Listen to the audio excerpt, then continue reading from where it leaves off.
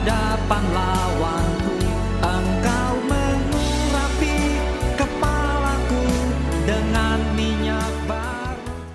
Jumpa kembali di Sharing Firman. Tema Sharing Firman hari ini adalah kesehatan mental menurut Alkitab. Saudara yang terkasih dalam Kristus, saudara harus tahu bahwa Tuhan sangat peduli dengan kesehatan mental kamu.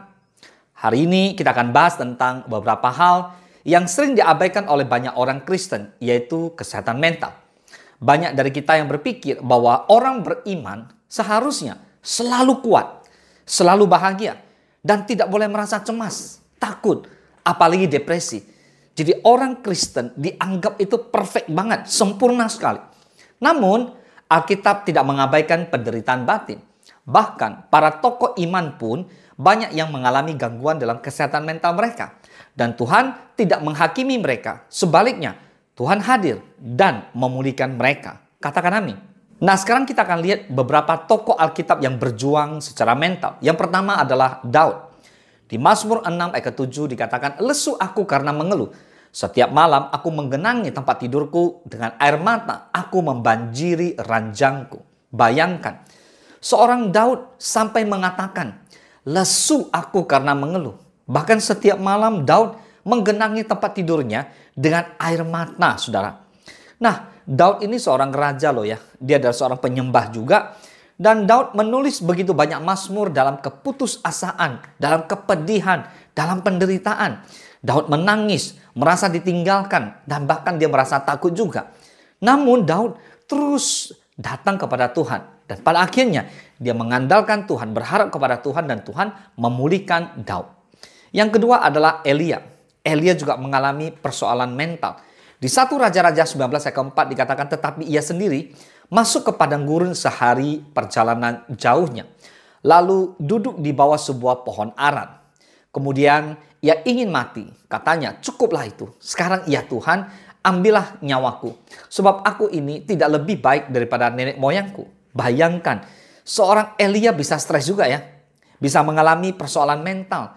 Elia mengalami kelelahan yang begitu luar biasa hingga merasa ingin mati. Tapi Tuhan tidak menghukumnya. Tuhan memberinya kesempatan. Tuhan memberikannya kehidupan. Tuhan memberikannya makanan, istirahat. Dan pada akhirnya Tuhan kuatkan Elia dan pada akhirnya Elia pulih kembali.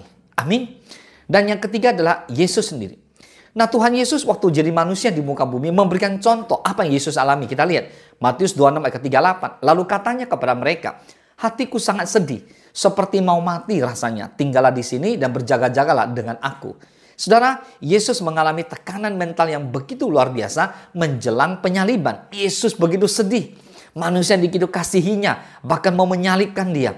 Ia tidak menyangkal emosinya sendiri. Bahkan Yesus mengajak murid-muridnya untuk bersamanya berdoa di tengah kesedihan itu. Nah, kita lihat sama-sama poin kedua yang mau kita bahas hari ini. Setelah kita lihat banyak tokoh Alkitab juga yang mengalami penderitaan mental. Nah, sekarang kita lihat kesehatan mental adalah bagian dari hidup rohani. Kesehatan mental bukan hanya soal psikologi. Ini juga soal hubungan kita dengan Allah, diri sendiri, dan sesama. Amin. Di Matius 22 ayat ke-37 sampai ke-39 firman Tuhan berkata, "Jawab Yesus kepadanya, kasihilah Tuhan Allahmu dengan segenap hatimu, dan dengan segenap jiwamu, dan dengan segenap akal budimu. Itulah hukum yang terutama dan yang pertama. Dan hukum yang kedua dan yang sama dengan itu ialah, kasihilah sesamamu manusia seperti dirimu sendiri." Jadi kalau kita tidak bisa mengasihi diri sendiri dengan menerima kelemahan dan merawat jiwa kita dengan baik, bagaimana mungkin kita bisa mengasihi orang lain? Bagaimana mungkin kita bisa mengasihi sama? Maka orang yang bisa mengasihi sama adalah orang yang mentalnya benar, mentalnya sehat. Amin. Nah, yang ketiga kita lihat apa yang Tuhan Yesus ajarkan tentang menghadapi kecemasan dan tekanan batin. Yang pertama, jangan mendendam. Datanglah kepada Tuhan. Di 1 Petrus 5 ayat ke-7 dikatakan, "Serahkanlah segala kekhawatiranmu kepadanya, sebab ia yang memelihara kamu." Saudara, Tuhan mengundang kita datang kepadanya. Orang yang berhasil bukan orang yang tidak mengaku kelemahannya. Tapi orang yang sukses, orang berhasil adalah orang yang mengakui kelemahannya dan dia menyerahkan semua kelemahannya, kekhawatirannya kepada Tuhan. Karena dia tahu Tuhan yang memelihara dalam kehidupannya dengan segenap kelemahannya yang miliki. Tuhan ubahkan menjadi sebuah kekuatan. Katakan amin. Dan yang kedua, jangan berjalan sendiri. Di Matius 18 ayat 20 firman Tuhan berkata, karena di mana 2 atau 3 orang berkumpul dalam namaku, di situ aku ada di tengah-tengah mereka. Nah saudara, Tuhan rindu setiap anak-anak Tuhan tidak lonely, tidak jalan sendiri, tapi bersama-sama, berkomunitas, terbuka dengan saudara seiman. Sehingga apa? Bisa saling menyembuhkan, saling mendoakan, saling memberkati. Amin. Dan yang ketiga adalah rawat tubuh dan pikiran secara holistik. Di 1 Korintus 6 ayat 19 firman Tuhan berkata, atau tidak tahukah kamu bahwa tubuhmu adalah bait Roh Kudus yang diam di dalam kamu, Roh Kudus yang kamu peroleh dari Allah, dan bahwa kamu bukan milik kamu sendiri. Jadi saudara, tidak tahukah kamu bahwa tubuhmu adalah bait Roh Kudus? Jadi tubuh kita ini adalah baitnya Roh Kudus. So kalau kita merawat tubuh ini, kita makan makanan sehat, kita tidur yang cukup, kita beristirahat dengan baik, rawat badan ini dengan baik. Bahkan kalau kita kesulitan, kita bisa mencari profesional untuk membantu kita. Maka itu semua adalah bagian daripada ibadah. Amin. Sekarang kita lihat yang keempat. Tuhan tidak ingin engkau hanya selamat Bapak Ibu. Tapi Tuhan juga ingin saudara pulih. Jadi Yesus datang bukan hanya untuk menyelamatkan. Tapi Yesus datang juga untuk menyembuhkan. Bahkan di Mazmur 147 ketiga dikatakan, ia menyembuhkan orang-orang yang patah hati dan membalut luka-luka mereka. Jadi Tuhan tidak pernah mentertawakan air mata kita saudara. Tuhan sangat merindukan saudara dan saya berbalik kepadanya. Tuhan mencatat setiap tetesan air mata kita. Karena Tuhan ingin memulihkan, Tuhan ingin menyembuhkan, bahkan Tuhan ingin membalut luka-luka saudara dan saya. Katakan amin. Nah Bapak Ibu, terakhir saya akan bagikan tentang langkah nyata untuk sebuah pemulihan atau kesembuhan daripada mental. Nah, yang pertama adalah jangan menyangkal rasa sakitmu.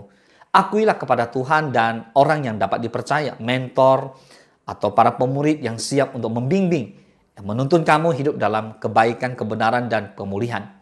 Yang kedua, berdoalah dan renungkanlah firman Tuhan setiap hari. Ini akan memperkuat jiwa kita. Dan yang ketiga, jangan ragu untuk mencari para bantuan, baik kepada orang rohaniawan, para pendeta, para konselor, para profesional bahkan. Nah, mereka adalah orang-orang yang siap menjadi perpanjangan tangan Tuhan untuk menolong saudara. Yang keempat adalah pelihara persekutuan dan komunitas. Jangan hidup dalam isolasi. Dan yang kelima adalah percayalah bahwa proses pemulihan itu nyata. Tuhan sedang bekerja. Bahkan saat ini ketika kamu sedang berdiam pun Tuhan sedang bekerja. Pertanyaannya, Tuhan tahu kamu lemah. Tapi Tuhan mau saudara bangkit dan menjadi kuat. Tuhan sama sekali tidak tertarik mengubah keadaan kamu. Karena Tuhan lebih tertarik untuk mengubah kamu. Saat kamu lemah, sesungguhnya kamu kuat. Karena Tuhan bersama kamu. Boleh katakan amin? Tuhan Yesus memberkati.